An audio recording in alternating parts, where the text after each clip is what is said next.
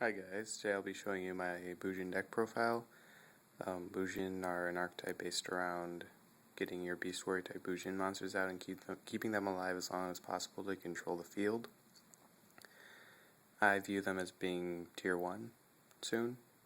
Last format they had an easy matchup against Dragon Rulers, it's like a 1-to-1 ratio on who won and who lost. Prophecy was a bit more difficult, but that's because all the prophecy, Spellbook of Fate, pretty much destroyed me. At least, my build, at least. So, without further ado, here is the deck list. First off, you got your 3 Yamato. He's the main guy of the deck. At the end, each end phase, he searches out a Bujin type monster, or Bujin monster, and places it in your hand, and then you discard a card after that. So he's pretty much a foolish, or if you have, let's say, a turtle in your hand, you can just add a Habakiri and ditch the turtle, who you want in the grave anyway. So of course you run max of him. Next, 3 Quillin. His effect is when he is in the graveyard and you control a Beast Warrior type Bujin monster, you can banish him and destroy one face-up card your opponent controls. Normally, before, when I was testing, I would run 2 Quillin and 2 Turtle because it just didn't seem right to draw into them, and 2 was like the perfect number. You don't really use up more than 2 of their effects, but I found myself very happy when I drew first turn into a Yamato and a Quillin, because second turn I can go into Susanoo and still gain off of that by detaching Quillin. So I bumped it up to 3 and it turned out to be a very good decision.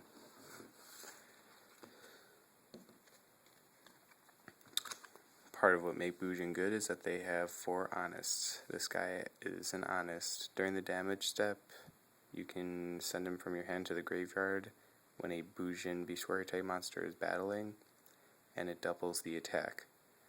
So it's weird because if, let's say, you attack, someone plays Mirror Force, you flip over Forbidden Lance.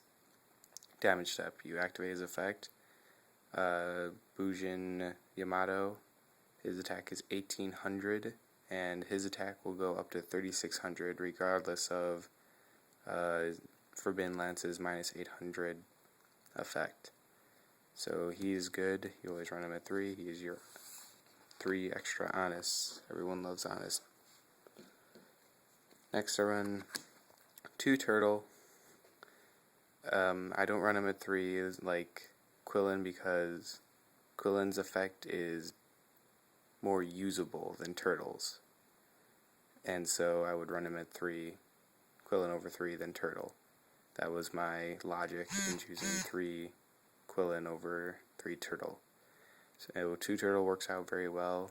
If he's in your graveyard, you control a Bujin monster, it doesn't have to be Beast Warrior, and it is targeted by an effect, you can banish him to negate the effect, and yeah, so if someone plays Fiendish Chain, targets your Yamato, sure, you can banish him, negates the effect, and it's like nothing ever happened.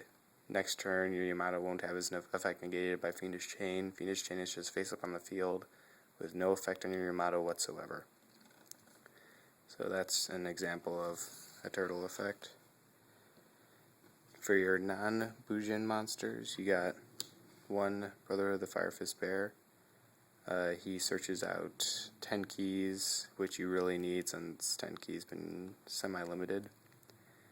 And before I move on, I'm going to say that I have 3 builds.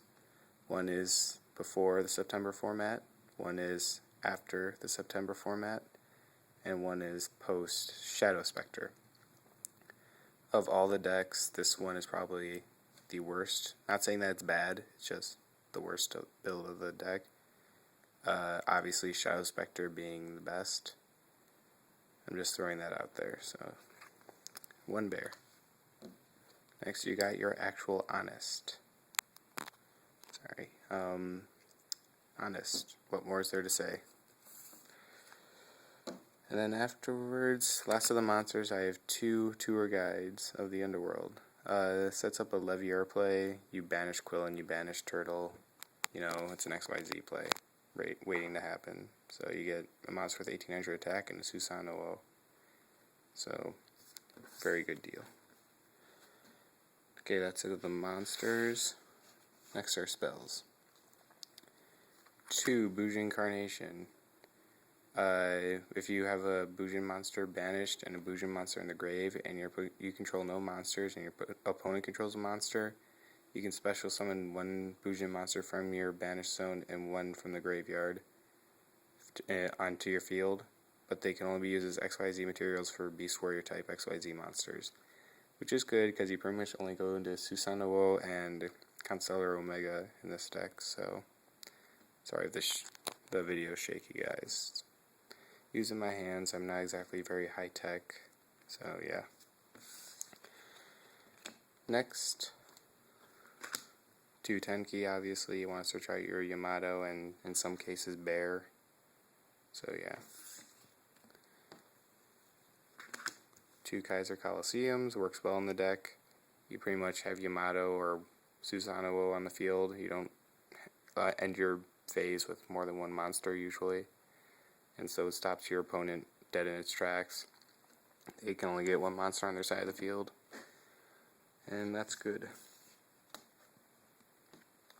Next, because it is a very heavy spell and trap format, you got 3 Forbidden Lands. I even had this before this format because they have problems with Mirror Force, Bottomless, Torrential, etc. because those don't target. But with Forbidden Lands, you can activate it, and the attack going down doesn't even matter if you have a Crane in your hand, because you can just ditch him and your guy will have 3,600 attack, and then the attack will reset to 1,800. It's great. So no reason not to run him at 3. Because of the format change, and because I had to get rid of stuff like Heavy Storm and Monster Reborn, I had to fill the voids with 2 Mystical Space Typhoons because they were the best choice. And I'm not quite sure if I'm switching these out for something after Shadow Specters, but I do know I'm adding, I think, 2 Centipedes and 3 of the other Beast Warrior type Bujin monster to the main deck. Pretty sure that's the only change I'm making. So yeah. Next you got 2 Power Duality for consistency. It's nice to have. Maybe I should run 3 over a Mystical Space Typhoon. Leave comments, please. I want to make this the best it can be before Shadow Specters comes out, so I can, get better, I guess. And then, not last of the spells. Foolish Burial. Speeds it up. Let's say your opponent goes first. You are in danger of your Yamato being targeted by a trap. So you can just activate this and send a turtle to the grave, and your guy is safe from banishment or targeting. Dark Hole. Staple. Yeah, pretty much. Instead of the spells, onto the traps. 1 Bujin Regalia the Sword. This allows you to target 1 Bujin monster in Banished Zone and place it in the graveyard, or target a Bujin monster in graveyard and add it to your hand. It's great because you can add a Crane back to your hand, you can return a Banished Turtle or Quilla, and you can add a Yamato back to your hand. It's a lifesaver, but I wouldn't run it at 2 at max if you think about it, if you really need it, but I would never run 3. Again, sorry if the video is shaky, it's not, I'm working with my hands here. Next is Solemn Warning. Staple, Solemn Warning, duh. Double Mirror Force. Not much explanation for that. The 1 Bottomless, I cried when this one, I cried and jumped up in joy when this went down 1, because, it's good to have you in your deck, but you're running Bujin. and you want to limit the amount of non-targeting traps as much as possible. So, you know, still run the one copy because it's good. It's a staple. 2 Fiendish Chain because it's good, and I don't feel like running Effect Veiler because, well, it's Effect Veiler and doesn't have that much synergy in this deck. And Breakthrough Skill, in my mind, is just really bad. 2 Horn of the Phantom Beast allows for draw power. Imagine Susanoo on the field. Your opponent has a bunch of monsters that they just spammed on the field. Susanoo can attack one monster each. Destroy all of them. You drew that many cards. I mean, that's amazing. Again, I added it because of the format change, but I'm also keeping it in my Shadow Specter deck, which I will post later once it comes out. So yes, 2 Horn of the Phantom Beast. The last trap, 1 Compulse. You know, another filler, but it's good. This is a 40 card deck, and that is it for the main deck. On to the extra deck. You have 2 Susanoos, the main guy of the extra deck. He is amazing. He is your searcher and your foolish. He is like the god of XYZs. I mean, literally, he's a foolish burial and a searcher, and he can attack each monster your opponent controls once. That's pretty amazing. Yeah. I mean, come on. He's like one of the main reasons you run this deck. I mean, he's just that awesome. Constellar Omega. You pretty much only go into Susanoo and Constellar Omega, like if your opponent sets a heavy back row and you just want to be safe with Omega, you can just do that. Most of your guys are light. And he's a Beast Warrior, so Bujin Carnation works with him. Some cases you want to get out Tiger King, you can do it with Yamato and Bear. You know, he's good. Pappy, you have no idea how many times this guy has won me games. He is amazing. He is also light. That's awesome. Symphony de Jin, I would think he's staple at 1. He's pretty good. Evagishi Mirrorgeist, because I had room in the extra deck. I mean, why not? He pretty much stops any effect that's like, when this card is sent to the graveyard after being destroyed by battle. No, you can detach the material and send it back to the deck instead of the graveyard. Monster that was destroyed by battle. Abyss Dweller, because again, I had room, you know, special situations, I guess. Omega, because stuff. Pearl, because room.